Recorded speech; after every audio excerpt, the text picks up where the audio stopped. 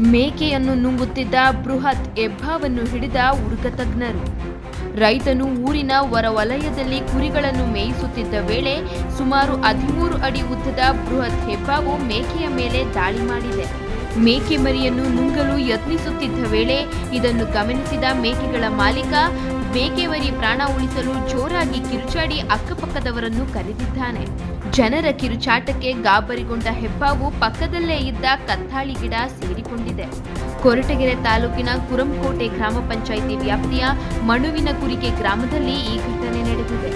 ಅರಣ್ಯ ಇಲಾಖೆಯವರಿಗೆ ಕರೆ ಮಾಡಿದಾಗ ತಕ್ಷಣ ಉರುಗ ತಜ್ಞರ ಸಮೇತ ಸ್ಥಳಕ್ಕೆ ಬಂದ ಅರಣ್ಯ ಇಲಾಖಾ ಅಧಿಕಾರಿಗಳು.